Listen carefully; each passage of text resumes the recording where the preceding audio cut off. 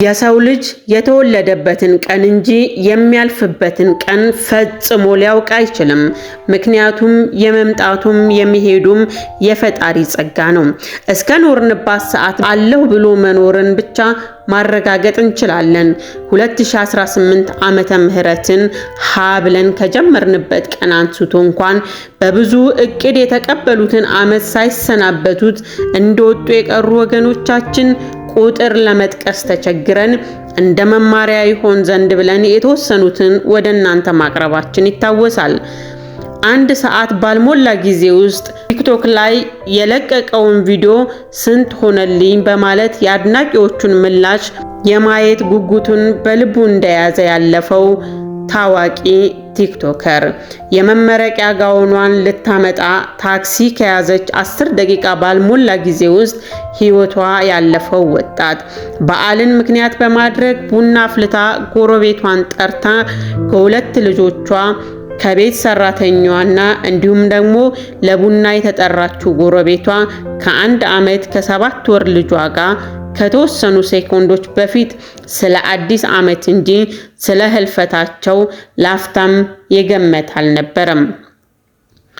አገር ሰላም ብሎ ለመጫወት የወጣው የ8 ዓመት ታዳጊም የጓደኛውን ጫማ ከገባበት ጉድጓድ ለማውጣት ወርዶ እስካጎነበሰበት ቅጽበት ደግነቱን እንጂ ጥሪውን እየተቀበለ እንደነበረ ራሱም እንኳን ሊያውቅ አይችልም። በልቡ ያሰበውን ለፈጣሪው ሊያደርስ ብቻውን ሳይሆን 3 ቤተሰቡን ጨምሮ ከራሱ ጋር 4 ሆነው ማልደው የልባቸውን መሻት ከፈጣሪያቸው ጋር አውግተው ወደ መኪናው ሲገቡ ዓለምን ተሰናብተው ከፈጣሪያቸው ጋር እንደሚገናኙ ከመሃላቸው በልቡ የጠረጠረ አንድም አልነበረም። የሰው ልጅ ሬሳውን ይዞ ይዞራል የሚል አባባል አለ። አባባሉ ግን ዛሬ ላይ በእያንዳንዳችን ቤት እየገባ ነው። አለው ማለት ከንቱ እንድንል እያደረገን ይገኛል።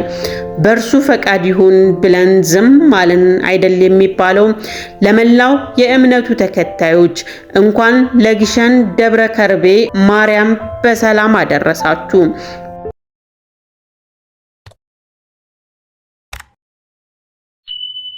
በመስከረም 21 ህዝበ ክርስቲያኑ ማልዶ በየአቅራቢያው ወደሚገኘው ቤተክርስቲያን በመሄድ ፈጣሪውን ሲማጸን ነበር። ከዚህም ውስጥ በአማራ ክልል ምንጃር ሸንኮራ ወረዳ አረርቲ ማርያም ብዙ ህዝብ እንደ ፍላጎቱና እንደ ምኞቱ ፈጣሪ አስቀይሜሃለሁ ብሎ አንበርክኮ ጌታዬ ይቅር በለኝ ሊል ገሚሱም ስለ ሀገሩን ሊማልድ ገስግሶ ነበር የደረሰው። አዳሪን ከእምነቴ ቤት ይሻለኛል ያለውም እንደዚሁ።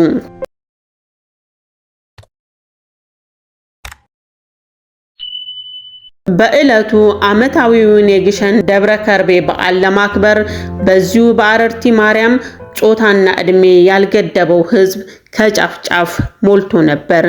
ታዲያ በቤተ ክርስቲያኗ የሚከበረውን ዓመታዊ የቅድስት ድንግል ማርያም በዓለ ንግስ አስመልክቶ እየተሰራ ያለውን ቤተ ክርስቲያን እየተጎበኘ ነበር።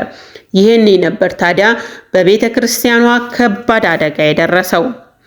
አደጋው እንዴት ደረሰ? በአደጋው የተጎዱ ሰዎችስ እነማን ናቸው? ህይወታቸው ያለፈውስ ምን ያህሉ ናቸው? የሚለውን እንሆ።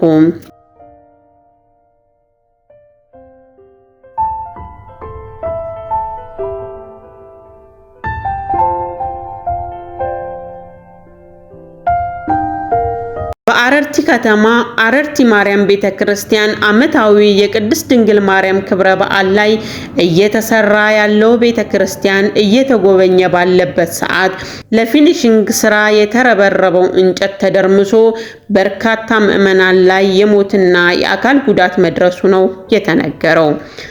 ዞሮ ዞሮ ከቤት ኖሮ ኖሮ ከመሬት እንዲሉ በተቆረጠላቸው ቀን ፈጣሪያቸውን ብለው እንደወጡ የቀሩ ታድሰን እንመለሳለን ብለው የአካል ጉዳት የደረሰባቸው እጅግ በጣም ብዙ ሆኑ። እጅግ በጣም ልብ ይሰብራል። ሐዘናችን መቋጫ አጥቷል። አንዱን ስንለው አንዱ ይቀጥላል። በዛ ስናመልጥ ያ ይጥለናል። ልባችን የሚሰበርበት በስቷል። ሰቆቃ እንጂ የሚያከመን ከጠፋ ሰነባብቷል። እነሆ ሐዘናችን በአዲሱ ዓመት ማግስት እንኳን የሞት ቋጠሮውን እየፈታብን ይገኛል።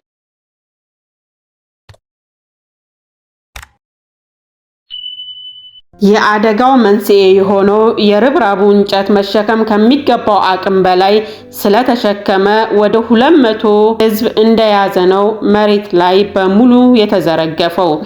እንጨቱን በመውደቁ ምክንያት ከ35 ሰዎች በላይ መሞታቸው ነው የታወቀው።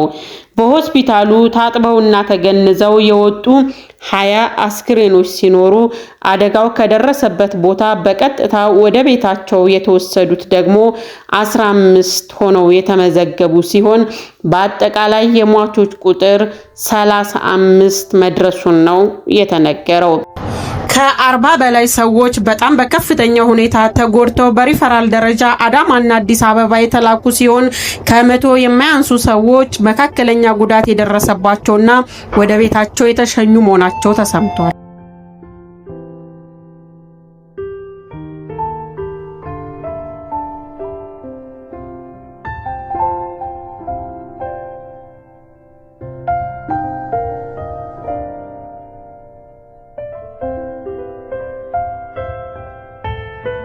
ወገን ሕይወት ይህች ናት። እንደወጡ የሚቀርባት፣ እንደወደቁ የማይነሱባት፣ ጠፍተው የሚቀሩባት፣ በአንዱ አንብተን ሳናበቃ በላይ ከመደራረቡ ውጪ መጽናኛ እንኳን ያጣንባት ውስብስብ መስመር ሆናለች።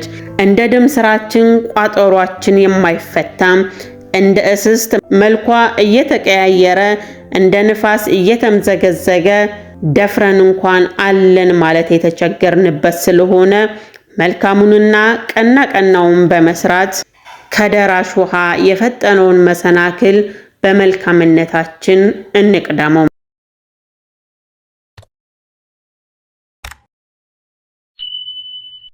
በተጨማሪም በደቡብ ወሎ ዞን አምሳሳ ወረዳ መስከረም 21 ቀን የሚከበረውን ደብረ ከርቤ በዓል ያለምንም የጸጥታ ችግር በሰላም መከበሩን ሰምተናል።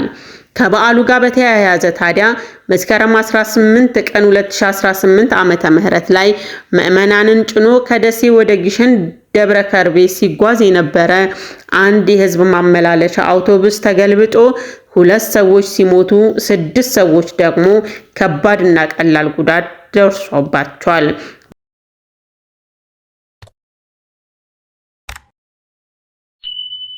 ውድ የማሂ ኢንተርቴይንመንት ተከታታዮች እነዚህንና ሌሎችን ወደ እናንተ የምናቀርበው ሰዎች ከስህተታቸው በመማር ለሌሎች ጥንቃቄ ቢጠቅም በማለት ነውና አባካችሁን ራሳችሁንና ወገኖቻችሁን ጠብቁ እንላለን።